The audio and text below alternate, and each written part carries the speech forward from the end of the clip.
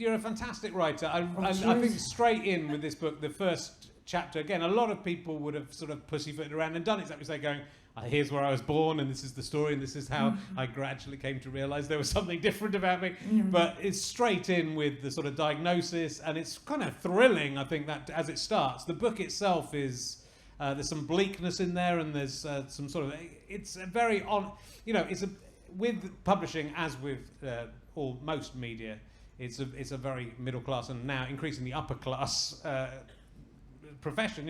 Everyone who works in it has a sort of similar experience and background. So I love it when someone writes a book from another perspective, and this is definitely this. Well, that was the thing. So I got diagnosed autistic, but I knew before that. It was pretty obvious before that. Because I've had people coming up at gigs and telling me, and I was like, I can't be bothered getting the certificate for it or whatever. And then I got diagnosed, and I started reading loads of books about women who'd been diagnosed late in life. And there's a lot of really good books out there, but they all come from very middle class, very sort of sheltered women that have had quite quiet, uneventful lives, which is great, which is what you want. But my life was pretty much relentlessly chaotic from about 15 till right up until I started doing stand-up. Yeah. So I thought, well, I've got loads to write about here, because I went to school in a mental unit.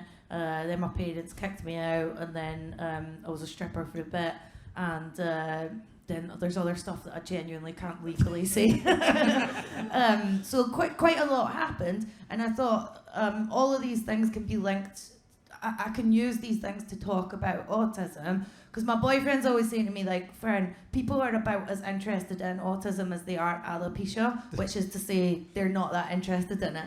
So I thought, if I get all this mad, sexy stuff that happened to me in my life, I can use it to educate people about autism, like do a sort of tabloid approach to teaching people about autism. Here's some boobs in a strip club, now here's some facts about unemployment with autistic people.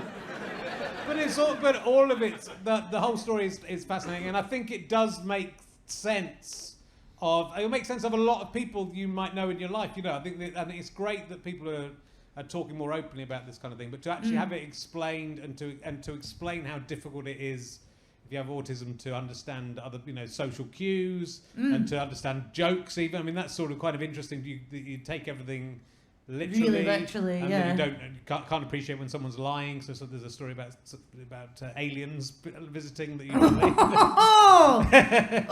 Yeah, when I was at school, my best friend at school told me we were in assembly, and she was like, "Oh yeah, my brother's getting counselling at the moment," and I was like, "Why?" And she went, "Well, you have to after you get abducted by aliens." And I was like, "Oh yeah, of course, yeah." And that was when I was like 14 or 15. Yeah. And my mum was like, how are you still believing this horse shit that people tell you at school?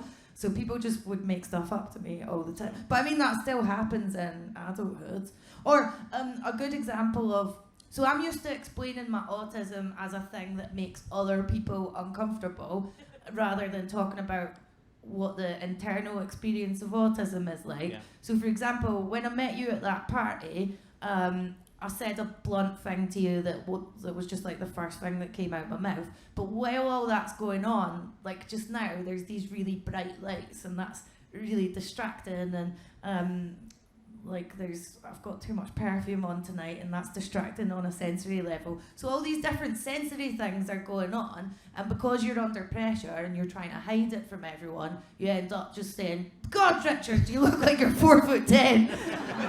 And you don't even know it's coming out your mouth because you're so overwhelmed from all the noise and the lights and the temperature. So I wanted to talk about autism in that way, and I can't do that in stand-up, because stand-up's about reducing things down and sort of using stereotypes that people understand. Yeah. So I don't really like talking about autism in stand-up.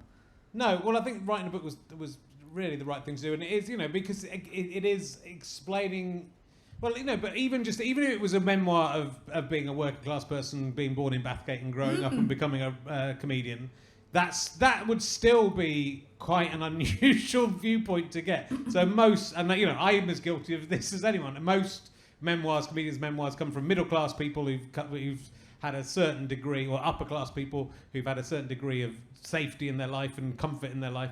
And this is, you know, and I think people, the publishing industry, as with most media, you know, you talk about a little bit in the book about people telling you what strip clubs are like, even though you've worked in a strip club. You know, a TV producer telling you this wouldn't happen, and you're going, well, you know. The whole time we were developing the script about the strip club, because stripping was like, obviously there's downsides to it, like your family disown you and stuff, and like it radicalizes you against men for the rest of your life. There's downsides to it, but there was so many upsides to it as well. Like people always view, so before I was a stripper, I always viewed it as like sexy, filled with sex and sexy ladies that know how to be fancy or whatever. And then you work in a Scottish strip club and you're like, why has this never been represented on television before? This is ridiculous. The strip club I worked in, no one ever came into it. The only two regulars we had was a guy with a brain injury who would take you for a lap dance on your first shift as a sort of initiation thing.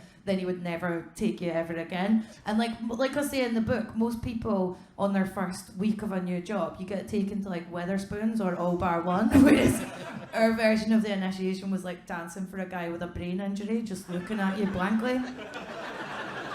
So we'd sit watching the telly with him, and then there was also, it was basically just like disabled guys coming in and we were keeping them company. So you'd just be sitting there in your PVC nurse's costume watching documentaries on Channel 5.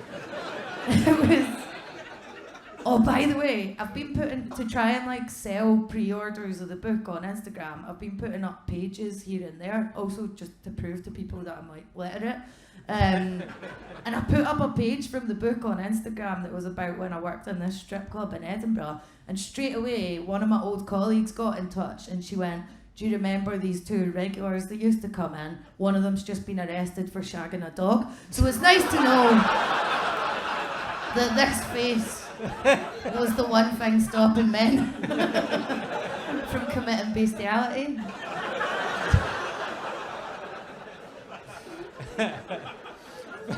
But you know, I think you're right. There's a lot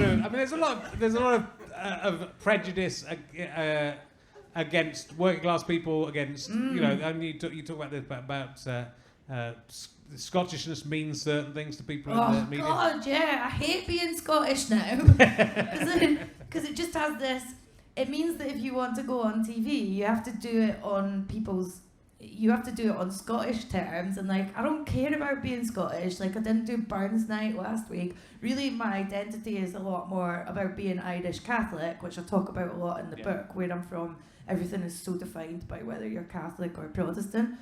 So then it was weird when I moved down here and started getting auditions for stuff, and they want you to frame Scottishness in this weird way, like frame yourself as this sort of idiot that eats deep fried Mars bars, and I'm like, my family was really cultured and they were working class, but they were interested in culture and books and music. So yeah, I had a hard time going along with that, and I think that's why it's not, I don't get panel shows and stuff. Yeah, but you know, maybe that doesn't matter. And well, but that was why I liked Taskmaster. They never referred to it at all. No. No, well, Taskmaster is a very different beast than a lot of the things on TV. But I think that, you know, this book, you're a very intelligent person. It's very well written. But you grew up as there's a very funny story about you being sort of pegged into the genius class when you first arrived at school. Oh yeah, yeah. So a lot of autistic girls, they don't get diagnosed because their teachers just think they're clever, and then any weird little things that they do, that's just them being eccentric and clever. So I did a lot of odd things when, from early on, that was like really obviously autistic stuff. Like I didn't want to be friends with anyone in the playground. I was best friends with a tree. I had my mum has like drawings of me like patting the tree. Talking to it and stuff. Like I just wasn't interested in other children, but the school thought that it meant I was a genius, and they put me into this like child's genius class that was 2 years above the class I was meant to be in. And on my first day, they asked me the difference between a vowel and a consonant, and I just shat myself in my seat. And then after that, it was back in with the plebs. And my parents never really got over that. They were always like saying, "You're supposed to be clever." Yeah. There was another time they were going on about how clever I was, and then they said I just picked up a big. In Scotland, you used to get buckets of jam. If there's any Scottish people in, can you back me up on this? Because it sounds mad. I got the bucket of jam at the breakfast table, and I just tipped it over my head. And my parents were like, "Why is she doing things like that?" So I do a lot of that in silence, and yet wasn't diagnosed autistic. But if there's any autistics in the audience, I don't want you to think I'm saying that's an autistic trait, is putting jam on your head. Oh, I'm making a balls of this. Listen, they gave me media training last week at the publishers. And I tried to listen back to a recording before I came here, but the recording's not working, so that's why I'm coming out with all this. It's very good, and you be you.